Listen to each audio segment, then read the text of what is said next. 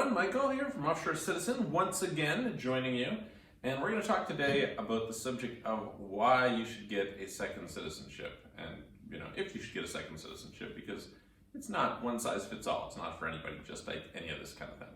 So, how does this work? Well, generally speaking, we are somewhat restricted based on where we're born. It's not fair, right? Some people are born in Nigeria, some people are born in Switzerland, some people are born in Afghanistan, some people are born in Japan. These are not fair things. They're the cards were dealt, right? And you got to play the cards you're dealt. But the truth is, you have a chance to discard some cards and pick up some new ones at certain times.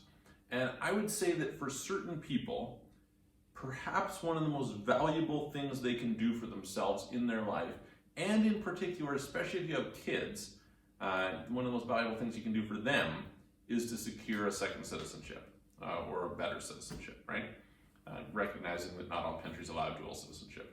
So I'm going to loosely group people into three categories, all right? And I'll use myself as one of the categories, but I'll talk about a couple others that we see fairly often and say, who would typically want to go. So we'll start with what is maybe, to some people, one of the more surprising examples, but one of the more poignant ones. So let's just recognize, going back, what do we get from a citizenship? We get the ability to live, work, vote, participate in the environment of a particular country, okay?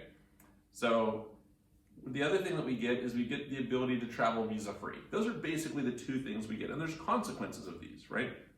Visa-free travel is pretty obvious. I would say that increasingly, this is going to be important, which is maybe part of the reason that we're doing it, although it's inadvertent.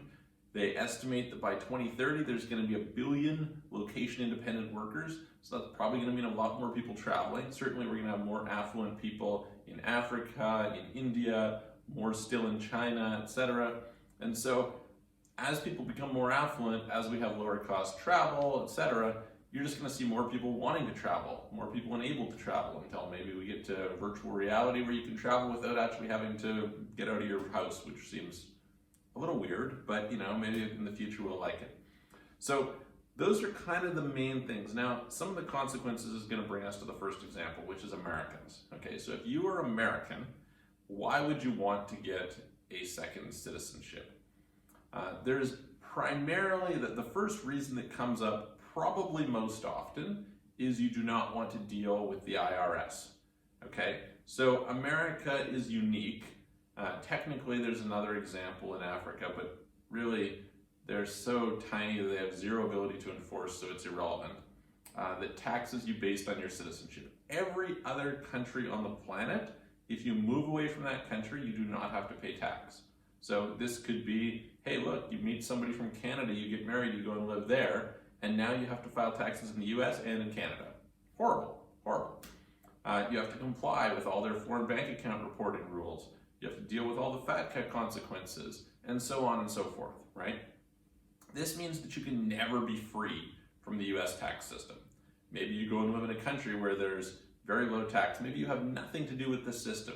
You're not in a situation where you're worried about, things like taking advantage of healthcare or security or roads or anything like that, but you still have to contribute to that system. And they've made it worse now, because it used to be that at least you could fairly easily, if you lived outside of the country, have a foreign company, that company wouldn't pay tax to the US, and so great, the company could do whatever it was doing, and at least that money would not be taxable. Now they've made it really difficult, so pretty much with the new GILTI rules, you're more or less forced to pay tax on that because you're an American. Again, even if you live in one of these other countries, which is very unjust if you ask me. So what's the way around that? Well, you would have to renounce your citizenship. But renouncing your citizenship is a really major thing, because you kind of have to have a citizenship, right? You have to have some place that you can always return to. Yeah, you could have permanent residency somewhere, or residency even, and never leave that place. But then what if you do? What if they decide to kick you out? What if, these sorts of things? You basically need citizenship somewhere. And so if you do not have citizenship somewhere, that's going to be a problem. So before you can really renounce your citizenship, you usually have to get another citizenship, okay? So that's kind of number one. Now, the number two thing is going to flow into the second group of people I'm going to talk about. And these are people who just, want a backup plan. They maybe don't trust the government. They're a little bit concerned about what might happen. Whether you believe that or not, some people certainly do, right? They're worried that the US dollar is going to hyperinflate. They're worried that the system is going to collapse. Maybe there's going to be a war. Maybe the government is going to get aggressive and start imprisoning people, etc. They don't want to be a part of that. They're like, I'm going to renounce, therefore, or even if I'm not going to renounce, I want someplace else that I can go, okay? Now, there could be a little bit of benefit in visa-free travel. We'll talk about that more in the next group, but probably not, right? So the next group are people who are probably the least likely to want a second citizenship. This is like Canadians, I'm Canadian, right? Australian, New Zealand, Swiss, Danish, UK, etc. So these are countries, you might call them the good passports. And by good, what we really mean is they have a large amount of visa-free access, okay? So if you have a large amount of visa-free access, then the impetus for you to get benefits for travel is a lot lower, okay? So, for example, as a Canadian, the two main countries that would come up that a person would want to go to that they don't already have visa-free access to are typically Russia and China, okay? Both of these you can probably get a visa for, it's just a little bit of a hassle. So maybe if you're going there frequently, yeah, it's worth it to go and invest in the process of going through this, but usually it's not an issue, right? There's a bunch of countries that you still don't have visa-free access for beyond that, but those ones, you're in a situation where it's pretty easy to get visas, right? So for example, I went to Turkey, whatever it was, last year or something. Well, we go to Turkey, it's nothing to get the visa, it's super easy, right? Cambodia, same thing. Azerbaijan, same thing. Where else? Egypt, same thing, right? So I needed visas for all those, but usually it was like, you go online, you fill something out, you get your visa information right away, you're good to go. Okay, so pretty simple. And in that case, it's not that big of a deal. Maybe it saves you a little bit of money. I guess the main thing that you would gain, and this is kind of maybe the next piece that would maybe make you want to have that second citizenship, but probably isn't true in most cases, is if you actually want to live there, right? If you're in Thailand and you're sick of doing visa runs, that's no good. But the reality in that case is you can get a residency permit in a lot of countries, which is going to be easier than getting a passport there, right? So the biggest thing for somebody like me is I would say, okay, first of all, I like the idea of a backup plan. I think this is good. You just don't know what's going to happen in the world, right? So I want a second alternative. But the second thing is I want greater freedom. Freedom's a huge value for me, right? It's probably a huge value for you if you're watching these. And so how do I maximize that? Well, for me, the biggest thing is European, right? Having access to the European Union. And the simple reason is, look, there's 28 EU member states. You're within the Schengen zone, only allowed to spend 3 out of every 6 months. So if I was to contrast this to, again, as a Canadian, I can go to the US for 6 months at a time. And so, when it comes to Europe, mostly I only want to be in Europe in the summer, although ironically I'm sitting here in Europe in the winter, and I will be for most of this winter, I guess. But that additional freedom, I think, is pretty good, right? Pretty good. So, that's kind of the case. I would say these people are least likely to want to, but there's good reasons to want to, right? So kind of that backup plan, protecting yourself, having another place to go. So let's say something happens in your country, you've got that backup, and at the same time you have visa-free access to some additional countries that expanded. What's that worth to you? Who knows? Some other people also might like the idea that they can potentially get protected there, right? Maybe there's no extradition treaties or things like this, right? So, okay, what comes next? This is the third group, and these are the people who probably most would like it. And these are people, I would say, who tend to have two simultaneous, fairly significant reasons, okay?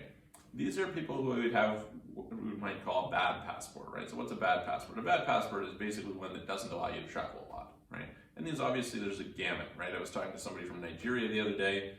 it's abysmal ability to travel on a Nigerian passport. Then you could talk to somebody from Costa Rica where, it's not great, not terrible, right? So somewhere in the middle.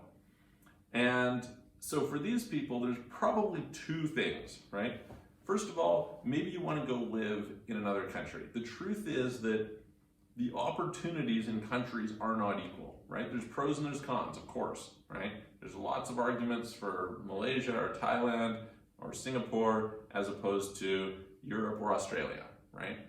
But on the flip side, there's lots of arguments for Europe over, say, UAE, right? And vice versa, right? Any of these can mismatch depending on what your values are. But in general, what are kind of, I would say, four main things that might drive you? Well, you may want better education, and in particular, free education, right? A lot of the time, let's say you have German citizenship, you basically get a free university. Pretty amazing, right? Not available in a bunch of places. If you're American, that might be an incentive right there. Number two, healthcare, right? Do you have access to great quality healthcare? And the truth is, healthcare is not equal around the world. And is that healthcare low cost or free? Once again, for an American, that benefit right there may pay for the cost of a citizenship. Who knows, right? Number three is security, of course, right? Some places are dangerous, like, obviously we had Syrian refugees and, a war crisis, and this happens, it seems like, I don't know, every however many years that there's some sort of a major conflict somewhere. I know some people from Venezuela, right? Venezuela, a very dangerous place at this period of time. So if you're in an area where it's very dangerous, you want to get out of there. So screw those people. Let's go. Let's get a better citizenship. Again, you could maybe get a residency, but a citizenship gives you so much more, right? Residencies can lead to citizenship, but maybe not in the place that you are, right? Some of these places, it's not possible to get it. For example, you go to Switzerland, very tough, takes a very long time. UAE, not at all, etc. So, if I was from some country in Africa and I was moving to UAE, I'd probably buy a second citizenship because I want better access to the world. Maybe I'm going to stay living in UAE. That's not really the point. UAE is a great passport if you can get it, but you basically can't get it. So there's that. And then the fourth is opportunity, right? The opportunities are not equal. If you're living in New York, the access to meet somebody who might take your company public, if you're in London and you have access to the tech startup community, so on and so forth, these are not equal opportunities. The infrastructure is different, the financial markets are different, the access to capital, the access to talent, the access to markets in themselves. Obviously it's getting a lot better with the internet, but this is a pretty big difference. So for all of those reasons, people who, I would say anyone from Latin America, anyone from Africa, anyone from large parts of Asia and large parts of the Middle East probably want to consider going and getting a second citizenship more than these others. Like there's just an enormous benefit to it. Imagine if that if anything goes wrong, say with your health, you can go to Europe because you're a European citizen and you can get free high quality health care. This is pretty reassuring, right? If you're in a situation where you're going to have kids, you want to give them the best possible future, you want them to have the best opportunities, the best education, the best healthcare, having a European citizenship, very good, right? Very, very good. And so those are the reasons that I would consider. So if you're interested in second citizenships, there's like 10 or 12 or something official programs and a bunch of unofficial programs. Reach out to us. We're happy to help you and see what we can do. And we'll talk to you on the next video.